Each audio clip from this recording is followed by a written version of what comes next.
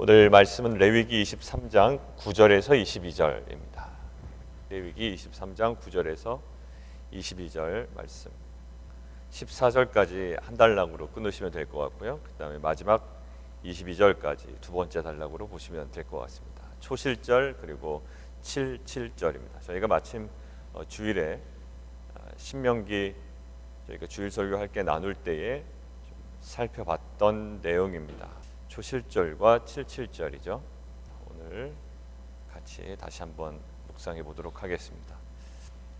어제부터 이스라엘의 그 7개의 그 절기에 관하여 이제 하나하나 설명을 하고 있습니다. 근데 7개의 절기가 설명되는데 가장 기본형이 되는 안식일을 제일 앞에 하나 두었다라고 어제 말씀을 드렸죠. 근데 안식일에 표현되는 그 두 가지 중요한 요소가 있다고 그랬습니다. 너희는 각처에서 아무 일도 하지 말고 그 다음에 그것을 성회로 모이라 라고 되어 있습니다. 성회로 모이고 아무 일도 하지 말고. 근데 이 두 가지 요소가 실은 지금 어제 유월절 또 무교절 또 시작날과 마지막 날에 행해야 하는 그 안식일의 요소와 동일합니다. 그러니까 7개의 그 절기들을 설명할 때 굳이 매주 지키는 안식일을 앞에 장치한 것은 분명한 의미가 있죠. 그 모든 것들의 가장 작은 세포 단위가 뭐라고요? 가장 핵심적이고 가장 공통적인 그것을 끌어가는 그 중요한 요소가 이 안식일이 갖고 있는 요소라는 거죠. 그러니까 성회로 모이고 아무 일도 하지 말고. 그래서 이 안식일을 7개의 절기 맨 앞에 두어서 이것이 기본형이다라는 거예요. 그러면 7개의 절기의 근간을 이루는 것이 안식일 규정인데 이 안식일은 어제 본 것처럼 창조, 하나님의 완벽한 창조 그리고 하나님의 그 구원 이 두 가지의 하나님의 사역의 근간을 두고 있다고 했습니다. 근데 마침 이 창조와 구원은 하나님의 그 말씀 사역과 또 맞물려 있죠. 그래서 어제 그 부분을 가지고 말씀을 나눴고요. 그 다음에 어제 무교절은 지난번에 나왔던 무교절과 조금 다르게 좀 다른 관점으로 나눴습니다. 급하게 먹어야 되는 거예요. 이스라엘이 급하게 출애굽해야 되는 상황. 이 당시에 뭐 누룩 넣고 바로 될 것을 기다리면 안 됩니다. 아마 3, 4일만 지체됐더라도 바로는 그들을 못 나가게 아마 막았을 거예요. 급하게 나와야 됩니다. 이것들을 통하여 하나님께서 우리에게 지금 우리가 출애굽을 경험하고 또 출애굽의 허락을 받고 유월절을 경험했지만 급하게 나오지 못하는 부분들 지금 당장 나와야 됩니다. 출애굽은 좀 더 준비할게요. 이런 거 안 통해요. 잡힙니다. 바로에게. 출애굽의 중요한 요소는 바로 나와야 돼요. 그러니까 급한 거예요. 가방 메고 다 떠날 준비하고 먹어야 됩니다. 그러니까 우리가 흔히 여러 가지 이유로 지체되고 있던 것은 없는지 좀 돌아보는 어제 시간이었습니다. 자, 오늘은 초실절과 또 7절인데요. 자, 우리 좀 체크를 해보겠습니다. 자, 10절에 보면 너희에게 주는 땅에 들어가서 지금 이것을 받는 때는 시내산에서 이 율법과 규례를 받고 있는 중입니다. 그러니까 출애굽한 지 얼마 안 되는 거예요. 불과 뭐 한 달, 2달 정도밖에 안 됩니다. 그러니까 40일 광야 생활도 아직 마치지 않았습니다. 근데 하나님께서 어디를 바라보고 계시다고요? 예, 들어갈 땅 가나안을 보고 계십니다. 광야 생활에서 필요하지 않은 거예요, 실은. 하나님께서 지금 목표 설정을 어디다 두고 계시다? 가나안에. 그때 주일에도 말씀드렸습니다. 자, 너희가 주는 땅에 들어가서 너희 곡물을 거둘 때에 이제는 농경사회로 들어갑니다. 가나안 땅은요. 유목민족이 이제 농경생활을 하고 이제 그 첫 곡물을 거둘 때에 첫 이삭 한 단을 제사장에게 가져가라라고 합니다. 자, 여기서 첫 이삭에 동그라미를 치시고요. 거기다가 보리의 추수 이렇게 쓰시면 되겠습니다. 보리 추수의 시작 이 정도로 쓰시면 되겠네요. 나중에 헷갈립니다. 이게요. 제가 나중에 물어볼 거예요. 자, 지금은 초실절은 뭐의 시작이다? 보리 추수의 시작입니다. 보리 추수의 시작이에요. 자, 그리고 11절 안식일 이튿날에 괄호를 쳐야 됩니다. 그래서 우리가 이 초실절은 무엇과 연관되어 있다고 그랬죠? 예수 그리스도의 부활입니다. 예수 그리스도의 부활. 6월절에 예수님이 돌아가셨어요. 그리고 무덤에 계십니다. 무교절은 시작이 됩니다. 근데 무교절 그 기간 중에 무교절이 끝난 다음에 초실절이 시작되는 거 아니라고 그랬습니다. 그때 주일에도 6월절이고요. 그 다음에 무교절이 바로 붙어 있습니다. 그리고 무교절 기간 중에 안식일 다음 날입니다. 안식일 다음 날, 안식 후 첫날, 그때 예수님께서 부활하셨죠. 이 초실절도 마찬가지입니다. 안식일 그 다음 날, 이튿날에 그 초실절을 지킵니다. 6월절이 예수 그리스도의 죽음이었다면 그 초실절은 예수 그리스도의 부활을 의미한다라고 말씀을 드렸습니다. 자, 그런데 잘 보십시오. 초실절은 우리에게는 이렇게 예수 그리스도의 부활을 의미하기 때문에 굉장히 중요하죠. 그런데 잠깐만 다르게 생각해 보십시오. 유대인들은 초실절을 지킬까요, 안 지킬까요? 예, 지킵니다. 근데 그들에게 초실절은 의미가 강하겠습니까, 약하겠습니까? 약합니다. 예, 왜 약할까요? 그들은 예수 그리스도가 구원자가 아니에요. 예수 그리스도의 부활 믿지 않습니다. 우리는 초실절이 안식 후 첫날, 잠자는 자들의 첫 열매가 되셨도다. 고린도전서에 나오는 것처럼 잠자는 자들의 첫 열매, 이 첫 열매라는 이미지를 어디서 가져왔죠? 초실절에서 가져왔습니다. 안식 후 첫날 잠자는 자들의 첫 열매로, 초실절의 열매로 부활하신 예수님, 이 초실절과 예수 그리스도 부활을 우리는 연결하지만 유대인들은 연결할 방법이 없습니다. 왜? 예수 그리스도는 하나님의 아들이 아니기 때문에, 구세주가 아니기 때문에, 그리스도가 아니기 때문에 그렇습니다. 그래서 그들은 초실절을 지키지만 약합니다. 이러한 의미가 부여가 안 됩니다. 그러니까 우리에게는 초실절이 굉장히 강해요. 물론 지금 초실절 우리가 지키지는 않습니다.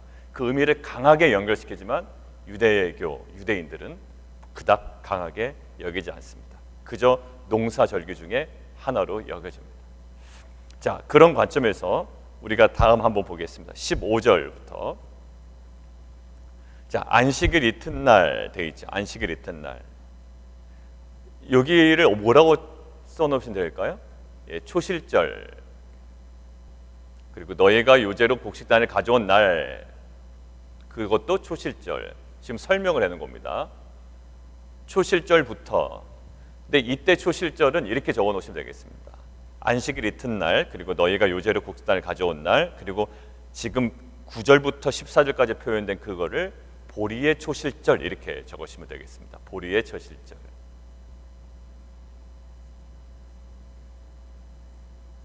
왜 보리의 초실절 이렇게 강조를 하냐면, 여러분들 나중에 누가 물어봅니다. 성경 읽다가 이건 뭐예요? 라고 물어보는 장면이 하나가 있는데, 출애굽기 34장 보실까요? 출애굽기 34장 한번 보실게요. 애들이 읽다가 물어볼 거예요. 이거는 뭐예요? 라고 물어본다고요. 출애굽기 34장 22절입니다. 자, 출애굽기 34장 22절 같이 한번 읽을까요? 시작. 77절 곧 맥추의 초실절을 지키고 새말에는 수장절을 지키라. 예, 여기서 이제 물어본다.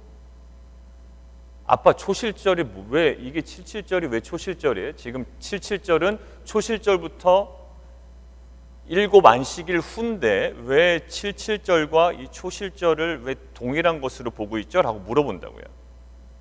근데 여기 맥추의 초실절, 그러니까 또 뭐와 연관이 돼요? 맥추, 그러니까 보리가 생각이 나거든요. 그럼 보리의 초실절은 언제예요? 우리가 얘기하는 진짜 초실절이에요. 6월절 다음 무교절 기간 중에 나온 안식 후 그 다음 날에 있는 초실절이라고. 근데 왜 77절하고 연관되냐고. 근데 이거는 죄송합니다만 번역상의 문제입니다. 번역상. 표준 세번역만 봐도 이렇게 번역이 안 돼 있어요. 그리고 원어에도 이렇게 안 돼 있고요. 표준 세번역 제가 읽어드릴게요. 표준 세번역은 너희는 밀을 처음 거두어 드릴 때에는 77절을 지키고 한 해가 끝날 때에는 수장절을 지켜야 된다. 이게 맞아요. 그러니까 지금 77절은 그러면 뭐의 초실절일까요? 그래서 학자들이 두 개로 구분하여 얘기합니다.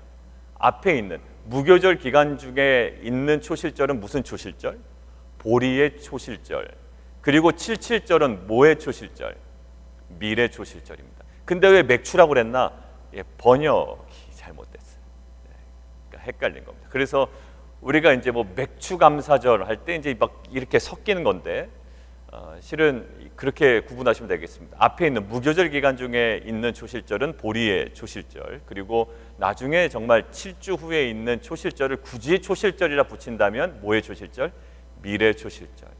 이렇게 구분하시면 되겠습니다. 그래서 앞에 있는 초실절은 보리의 추수가 시작될 때에 하나님께 첫 이삭을 바치는 것이고, 그 다음에 77절은 보리의 추수가 이제 무르익고 미래 추수가 시작이 될 때에 하나님께 드리는 것, 이것이 77절이다 라고 보시면 되겠습니다. 그러면 우리가 정말로 지금 현대적으로 추수감사절은 무엇으로 지키는가? 수장절이라고 그랬잖아요. 수장절. 어떤 수장절?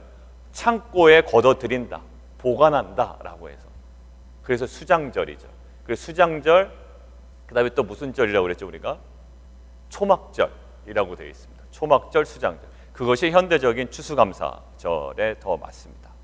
그래서 저기 나오죠. 한 해가 끝날 때에는 수장절을 지켜야 된다. 그래서 이 초실절과 이 77절은 봄의 추수고요. 그다음에 나중에 나오는 수장절과, 우리가 그때 주일에도 얘기했지만 수장절과 이 초막절은 가을의 추수의 이제 완성입니다. 한 해가 이제 완전히 마무리가 되는 거죠. 자, 그 관점에서 보면 일곱 안식일, 거기에 이제 밑줄 하나 보시죠. 15절에는 일곱 안식일. 그래서 77절이죠. 일곱 안식일.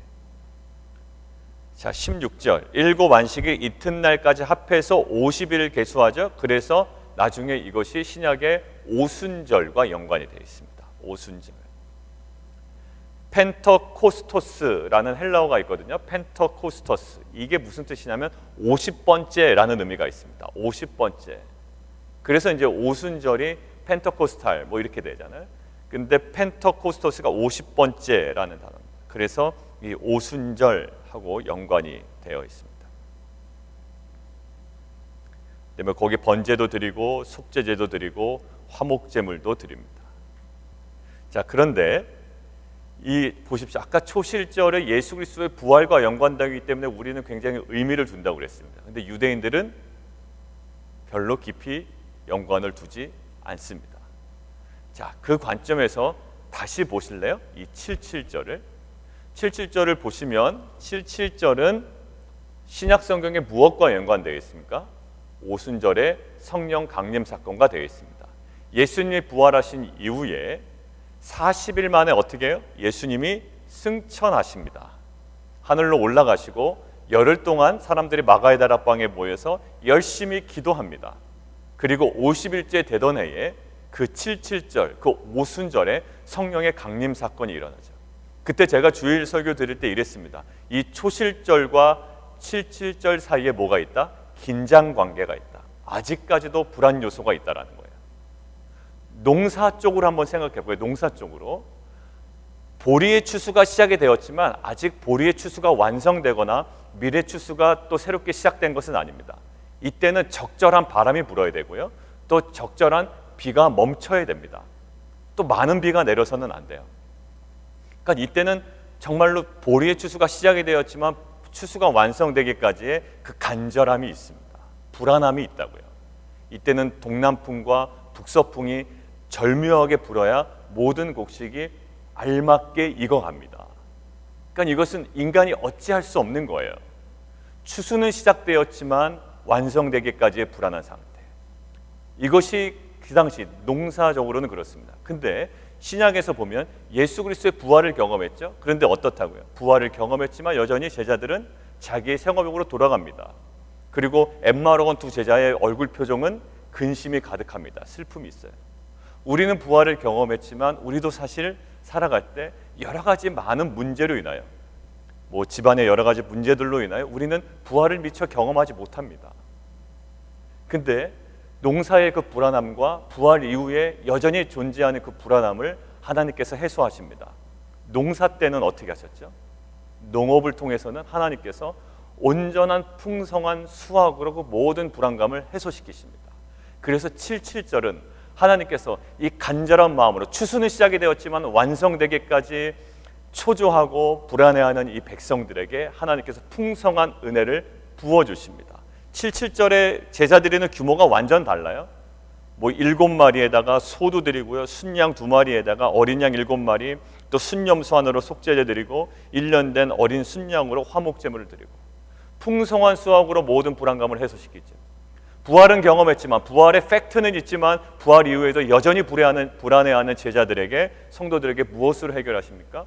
예, 오순절의 성령 사건으로 그들의 불안을 해소하십니다. 이제 그 이후에 어떻게 될까요? 정말로 성령이 임하시면 너희가 권능을 받고 증인으로 살아갑니다. 부활의 증인으로 살아가기에는 그 50일 기간에 여전히 불안했어요. 여전히 그들은 고기를 잡으러 갔고요, 엠마오로 가는 슬픈 기색을 띠었습니다. 부활은 있었지만 부활의 증인으로 살아가기에는 여전히 불안한 인생, 이 불안한 인생 가운데 하나님께서 아주 강하게 역사하시고 온전하게 역사하시는데, 그것이 무엇이었냐면 오순절의 성령 강림 사건이었습니다. 자, 질문합니다. 그런데 이 성령 강림 사건을 누구는 인정을 안 할까요? 예, 초실절에 별 큰 의미를 부여하지 않는 유대인들, 그 유대인들은 이 오순절의 성령 강림 사건 의미 부여하지 않겠죠. 자, 그런데 그들이 의미를 부여하는 한 요소가 있습니다. 그 주한 이스라엘 그 대사관의 이제 자료들을 이제 찾아본 거예요. 요 교수님이. 근데 왜 찾아봤냐면, 이 77절이 뭐의 초실절이라고요? 미래 초실절이죠. 그럼 이제 학자들이 뭐 여러 가지 많이 연구를 하지 않습니까? 그러면 미래 수학의 최종 결과에 대한 감사냐, 아니면 미래 추수의 시작에 대한 어떤 감사냐, 이제 이거에 대해서 또 논의를 하는 모양입니다. 근데 보통 그래서 이제 주한 이스라엘 그 대사관에 뭐 여러 가지 자료 찾아보니까 어느 쪽이 더 맞냐면 가능성이 미래 추수의 시작이다. 그러니까 아까 초실절이 보리의 추수의 시작이었다면 이 77절은 미래 추수의 종료가 아니라 시작이다라는 거예요. 그리고 모든 농사의 마지막 완성은 어디요? 수장절 아니면 뭐 초막절 이렇게 가는 겁니다. 자, 근데 거기에 이런 자료가 있어서 제가 그대로 한번 읽어드릴게요. 이게 뭐냐면, 주한 이스라엘 대사관과 이스라엘 문화원은 오순절이 미래 추수의 시작이라고 말하면서 이스라엘의 주요 명절인 오순절을 다음과 같이 소개한대요. 지금 이제 유대인들 입장입니다. 자, 제가 읽어볼게요. 유대인들의 종교력 중 6월절부터 시작되는 3대 예루살렘 순례 축제 중 마지막 절기로서 77절 또는 오순절 가로 열고 신약 성경엔 오순절 이렇게 되어 있습니다. 라고 번역되는 샤부옷은 히브리어로 이집트에서 출발한 고대 이스라엘인들이 시내산에 도착 때까지 7주간을 가리킨다. 그러니까 출애굽해서 시내산에 도착해서의 그 7주간, 이 산에서 모세가 십계명과 토라를 받았다고 해서 유대인들에게 샤부옷은 토라를 받은 것을 기념하는 날이기도 하다. 6월절로부터 7주인 샤부옷은 보리 추수의 끝이자, 이해가 되시죠? 보리 추수의 시작이 초실절인데 가다가 보리 추수의 끝이자 밀 추수를 시작할 즈음의 시기다. 신명기 16장 10절은 내 하나님 여호와 앞에서 77절을 지키되라는 말로 샤부옷을 묘사했다. 새 곡식과 새 과일을 성전에 드리는 날임과 동시에 토라를 받은 날로 기념하는 77절에는 많은 예루살렘 정통파 유대인들이 통곡의 벽에 모여 명절을 지키며 마라톤식으로 토라를 공부한다. 한편 햇곡식을 추수해 햇과일이 무르익는 절정기를 기념하며 키부츠에서는 이날 성경에 나온 7가지 곡식, 밀, 보리, 포도, 석류, 무화과, 올리브, 대추야자를 전시하고 퍼레이드와 같은 흥겨운 기념 행사를 연다. 자, 그러니까 지금 예수 그리스도의 부활을 믿지 아니하는, 그러면 부활을 믿지 아니하는 것은 성령의 강림도 믿지 않는다는 거죠. 부활을 믿지 않는 유대인들은 무엇을 지킨다요? 예, 출애굽부터. 왜 출애굽이 중요할까요? 6월절의 출발이 어딥니까? 출애굽이죠. 6월절이 시작되었습니다. 무교절이 시작되었다고요. 그러고 나서 50일 후에 무엇을 받냐면 시내산에서 율법을 받습니다. 자, 출애굽했습니다. 아까 농사의 한 그림을 가지고 설명했어요. 부활의 한 그림을 가지고 설명했어요. 이제는 어떠한 그림이 또 남아 있습니까? 출애굽한 이스라엘 백성의 한 그림이 또 남아 있는 거예요. 출애굽했습니다. 근데 여전히 불안해요. 왜? 방금 불안한 일을 겪었거든요. 애굽의 군대가 쫓아왔죠. 홍해를 건넜습니다. 그리고 시내산에 도착했으면 근데 아무것도 없어요. 출애굽은 했는데 아무것도 없는 거예요. 결국 예수 믿었는데 아무것도 없는 거예요. 뭔가 처음엔 좋았습니다. 예수님 처음 믿은 사람들 놀라운 기적과 간증들이 많거든요. 홍해도 막 갈라지고요. 처음 예수 믿은 사람들은 홍해 갈라지는 기적도 많이 경험합니다. 막 병도 낫고 막 사업도 잘 되고 무지 잘 됩니다. 그런데 어느덧 시간이 지나면 아무것도 없는 거예요. 그냥 우린 종이었던 거예요. 그리고 광야에 홀로 벌어진 것 같은 인생이 뭐예요? 믿는 자들의 실존입니다. 광야에 있는 거예요. 어느덧 보니까. 옛날엔 그냥 애굽에서 좀 뭐라도 먹었는데 광야에 있는 겁니다. 예수 믿은 게 과연 이거냐? 광야에 있는 거냐라는 겁니다. 불안한 인생이거든요. 근데 그 불안한 인생 가운데 하나님께서 뭘 주십니까? 말씀을 주십니다. 말씀을 주셔요. 자, 이것들을 총괄하는 70절 우리가 정리해 줬으면 좋겠습니다. 출애굽은 했지만 여전히 불안해요. 아직까지는 노예 근성이 있어요. 그러나 하나님께서 뭘로 부르시죠? 너희를 제사장으로 부르신다고. 부르시면 뭐합니까? 여전히 불안하고 광야에 있는데, 근데 그러한 백성에 하나님께서 말씀을 주십니다. 농사를 시작했습니다. 이제 처음 이삭을 거뒀습니다. 그러나 아직 추수가 완료되기까지는 너무나도 불안합니다. 근데 하나님께서 무엇을 주시나요? 풍성한 수확으로 그 모든 불안함을 해소시키십니다. 자, 예수의 부활을 경험했습니다. 그런데 여전히 불안합니다. 핍박이 있습니다. 그런데 그것을 무엇으로 해결하십니까? 성령으로 해결하십니다. 자, 우리가 예수 믿었습니다. 실은 똑같습니다. 여전히 불안하고 또 우리 안에 여러 가지 당면한 문제들이 있습니다. 그것들을 해결하는 방법, 그 모든 불안함을, 아직까지 그 현실적인 부족함을 해결한 하나님의 방법이 있습니다. 그 중요한 두 가지가 있는데, 하나는 말씀이요, 하나는 성령입니다. 근데 유대인들은 무엇을 붙잡고 갈까요? 말씀을 붙잡고 갈 거예요. 그러나 이 77절에 담긴 신약 성경의 오순절 성령 강림 사건의 놀라운 비밀을 모릅니다. 제가 왜 이 얘기를 말씀드리고 대조해 드리냐면, 유대교 입장과 우리 입장을 왜 말씀드리냐면, 우리도 어느 한편으로 쏠릴 가능성이 있단 말입니다. 이제 개척하고 나서 1년 돼 보니까요, 또 말씀 가다 보면 말씀 가요. 근데 좋지요. 그런데 말씀으로 가다 보면 뭐가 부족해지냐면 기도가 부족해지는 거예요.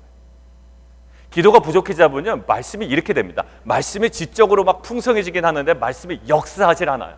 이게 작동이 안 되더란 말입니다. 뭔가 희미하고 맨날 들었던 말씀 같고 맨날 묵상했던 말씀 같고 이게 과연 나에게 무슨 능력이 있는지 같고 그냥 뭔가 이렇게 비몽사몽한 거예요. 그런데 또 기도 쪽으로 넘어가다 보면 이 말씀의 뿌리가 내리지 않으면 엉뚱한 기도만 하고 있는 겁니다. 유대인들의 그 반쪽짜리 인생이잖아요. 어떻게 보면 시내산의 율법 받은 거는 굉장히 강조하고 그것들을 기념하지만 가장 중요한 한 부분을 놓치고 있는 것처럼, 그리고 초실절에 어떠한 그 초실절에 절기는 지키지만 초실절에 예수의 부활이라는 한 중요한 핵심을 놓치고 그 절기를 지키는 것처럼 유대인들이 지금, 우리도 이 77절에 하나님께서 우리에게 허락하신 이 말씀과 성령하는 것이 우리의 삶 가운데 균형 있게 자리 잡고 있는가? 혹 우리가 유대인들처럼 하나님께 말씀이라는 그 영역에서만 우리가 열심을 너무나 다하고 있지는 않은지, 아니면 우리가 기도라는 영역에서는 정말로 무슨 그 이상한 좀 신비주의적 입장에서 어떤 그 기도 생활 있죠. 뭔가 내 마음에 떠오르는, 심상에 떠오르는 정말 약간의 이단과 결부될 수 있는 말씀에 근거하지 않은 어떤 기도 생활은 아니죠. 그래서 우리가 말씀과 성령으로 좀 정확하게 연결되어 있는 역사가 우리 공동체 가운데 있으면 좋겠습니다. 화요일날 기도회 우리가 너무나도 중요합니다. 제가 화요일날 기도회 이렇게 참석하고 인도하고 할수록 야, 이거 없었으면 어쩔 뻔했냐라는 생각이 들어요. 그러면서 제가 성경 통독하잖아요. 그러니까 성경 통독 지금 이제 기도원에 못 하시는 분들을 위해서 신약 성경을 계속 올려드리지 않습니까? 올려드리면서 제가 겨우 그 정도 읽으면 그 목회자로서 직무유기 아니에요. 그래서 이제 분량을 좀 더 많이 잡습니다. 그래서 제가 이제 어제는 그 진이 데려다주고 좀 이러느라고 차에서 한번 오고 가는 길에 다른 거 틀어놓자고 성경을 한번 틀어놔봤어요. 그때 성경이 이제 중간에 뭐 데이터 때문에 끊어지긴 하는데 한 30장을 중간에 좀 읽었어요. 30장. 그러니까 30장을 틀어놓고 계속 눈으로 이렇게 보면서 읽어나가는데 이 말씀과 성령, 말씀을 읽다 보면 마음에 주시는 마음이 있고 또 기도에 또 구체적인 어떠한 적용점들이 하나하나 떠오릅니다. 이것은 뭐 억지로 되는 건 아니거든요. 그러니까 우리 공동체에 이렇게 했으면 좋겠습니다. 제가 이제 77절 준비하고 어제 그 말씀을 한 30장 이상씩 쭉 읽어 내려가면서 떠올랐던 건 말씀과 성령이라는 것을 구체적으로 우리의 삶에 어떻게 적용할 건가, 우리의 숙제인 거예요. 77절이 이렇습니다라는 거 우리가 그냥 알면 되는 거고요. 77절은 맞습니다. 예수 그리스도의 부활 이후에 50일 이후에 성령 강림 사건입니다. 시내산에서 율법을 받은 겁니다. 말씀과 성령이 중요합니다라는 건 이제는 다 알았어요. 이제는 어떻게 적용할 거냐예요. 자, 조심스럽게 한번 제안을 해보는데 이렇습니다. 우리는 말씀에 대해서 어떻게 나갈 건가? 암송해야 됩니다. 암송에 관한 것들을 여러 가지로 좀 지금 찾아보고 있는데요. 암송이 참으로 주는 유익이 많은 걸 느껴요. 저는 암송에 관해서는 그렇게 막 강조하진 않았거든요. 말씀 암송, 말씀 묵상, 성경 통독, 요 세 가지를 말씀에 대한 어떤 그 영역으로 잡으면 굉장히 좋을 것 같아요. 그리고 하나는 우리의 모여서 화요일날 드리는 기도, 함께 드리는 기도.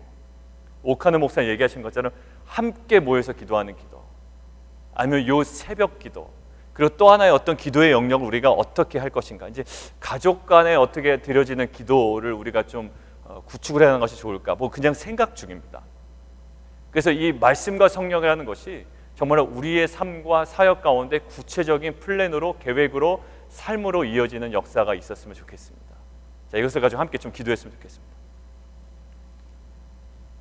초실절 그리고 77절 이 두 가지는 예수 그리스도의 부활, 그리고 부활 이후에 그 성령의 강림 사건을 신약에서 우리가 그렇게 설명할 수가 있습니다.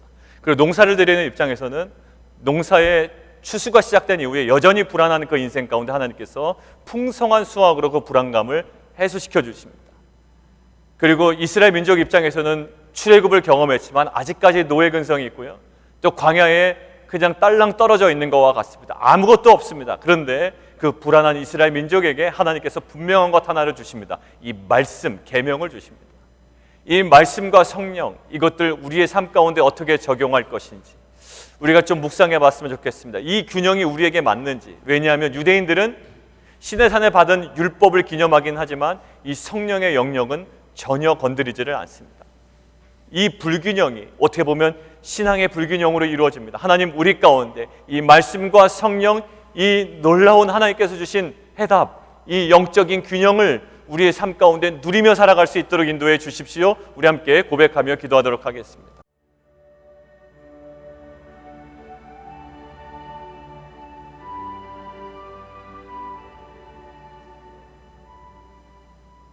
우리가 또 이 시간 기도하기는 오늘 수요 여성 큐티 집회가 있습니다.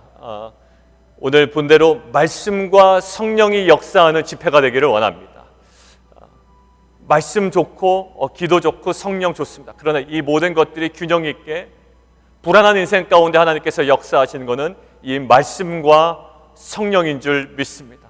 하나님 여전히 개인적인 출애굽 이후에 또 개인적인 유월절 이후에 환경의 여러 가지 어려움 때문에 불안한 인생을 살아가고 있는 우리 모든 여성들, 또 그러한 가정이 있다면 말씀과 성령으로 우리를 온전한 증인 삼으시는 그 하나님의 일하심을 경험하는 귀한 집회 되게 도와 주시옵소서. 우리 함께 기도하며 나아가도록 하겠습니다.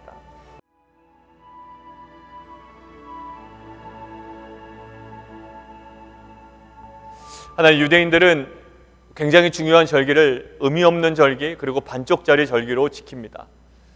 이것이 우리에게 유대인들을 바라보는 관점이었고 또 그것들 우리가 좀 연민한 마음, 연민스럽게 치근한 마음으로 우리가 바라봤습니다. 그러나 어느덧 우리의 신앙생활을 보면 말씀과 성령의 그 하나님께 주신 놀라운 균형을 누리지 못하고 또 어느 한쪽으로 치우치거나 아니면 양쪽 두 개 다 모두를 놓치고 있지는 않은지 돌아보는 계기가 되었으면 좋겠습니다.